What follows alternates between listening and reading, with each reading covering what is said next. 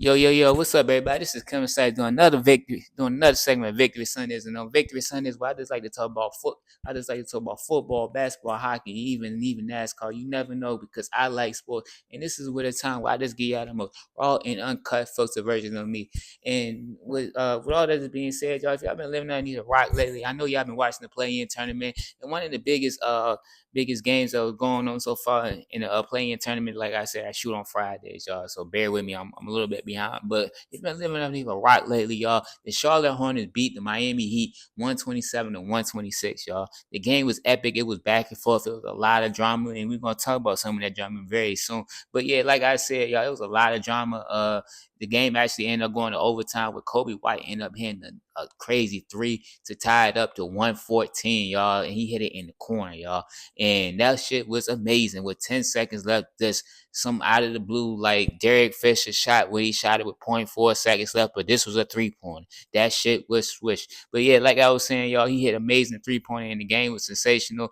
LaMelo Ball almost blew the game, man. He actually like turned the ball over with, I think, like 10 some like that, 10 seconds or like 15 seconds left, and then Tyler Hero hit a crazy ass three. So it was just crazy shots after crazy shots back and forth. It was a good live action. But that's not the biggest part about that game, y'all. The biggest part about that game was actually like the LaMelo Ball play when he had on Bam Adebayo.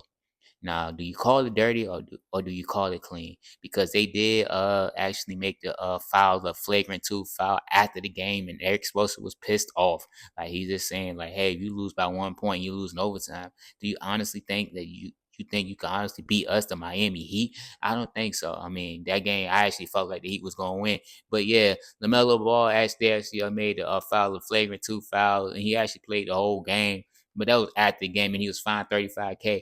And like in my opinion, like I said, man, I think that was a dirty play. Like if you look in the past, like LaMelo Ball has had an instance where he actually tripped up Bam Adebayo in kind of a similar instance before prior to that. So I don't know. And even Bam didn't say like this dude didn't even reach out to me after the game or nothing. So like, yo, LaMelo, you got some talking to do, my guy. Like, yo, just reach out to the man and say, hey, my bad for tripping you up and blowing your back out. Pause. But yeah, on to another story, y'all. This Victory Sunday is actually gonna be pretty short. But on to another story. Ted Gay Jr., the head coach for the Columbus Avalanche. I don't know if I'm Avengers or whatever. I'm not sure if I'm saying it correctly because they're a new team in the UFL. But yeah, he was actually cited for DWI on Saturday, the day before the game. Now that sounds bad because he's the head coach, but then at first I was like cautious. I was like, damn, how the hell the head coach gonna get a DWI you know the night before the game.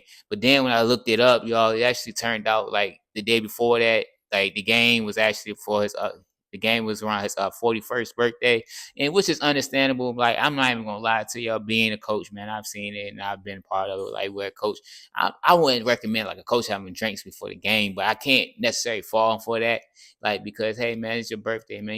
You in Dallas? I'm pretty sure Dallas is pretty lit. I've never been to the city, but I've heard people say Dallas is a lit city. So I'm pretty sure he was just like, man, it's my birthday. We in Dallas, bro. I'm better have a few drinks. And I'm not too mad. You can't really put him at too much of a fault for that. I mean, the thing of it is though, it's just like, yo, like you just gotta be responsible, my guy. Like, yo, like if you don't we all get it. Like people go out and have a few drinks, man. They have a good time. It's your birthday. But the thing of it is, my guy, like, yo, just make sure you get a DD. I'm pretty sure like you played in the NFL long enough, man, that you got somebody or somebody in Dallas, like, hey, even if you can't, even if anything, even if you can't call them, like, hey, but somebody in Dallas, like, hey, I had a few drinks in my birthday, yo, do you mind come picking me up or something like that? Just figuring it out because I know you got the connections, dog. You was a top 10 receiver in at Ohio State. Like you was amazing. You balled out, and I mean you had a solid NFL career. I'm just speaking to him like as an individual, but yeah, man, you can't fault the man for having some drinks for his birthday weekend. Like I ain't gonna say nothing like that. It's just that, like, you know what I'm saying. Getting behind the wheel, like, yeah, anybody don't get behind the wheel when you have a few drinks. Just try to figure it out. Hell, sleep that shit off. But on to another note, y'all. As we like I said, it's been a play-in tournament, but it's also the playoffs, y'all. This playoffs are starting this weekend, y'all. So I'm gonna just give y'all my finals prediction. I'm gonna give y'all who I think will be in the finals. I'm gonna give y'all my finals champion. So on the West Coast, I got the Oklahoma City Thunder making it out the West. I think they just got the easier side of the bracket. They got the weak side of the bracket. They're gonna possibly play either Golden State or Phoenix. Then they're gonna play either Houston or banged up Lakers. Even though I am a part time Lakers fan, still dub. Then they're gonna either play either banged up either Timberwolves or Nuggets or even the Spurs. By that time, I think they just gonna, they're gonna kind of offset each other and bang on one another to where it's just like, yo, they're gonna come into the game sore, and they're gonna probably the legs gonna be a little bit tight, especially the first game playing in Oklahoma City, and I think Oklahoma City gonna take that out the West. On to the East Coast, man. I think the Celtics gonna win the East, man. I just think like at this time period, like Tatum and Brown only lost 2 games since Tatum got back from his Achilles tear, and they just been looking good, man. I don't see nobody in the East beating them, bro. It's just like they just look like the best team. I do like Detroit, but I just think Detroit 1 year away and they're a player or two away. So with all that being said, I got Boston and OKC in the championship. I got OKC winning it again, back to back.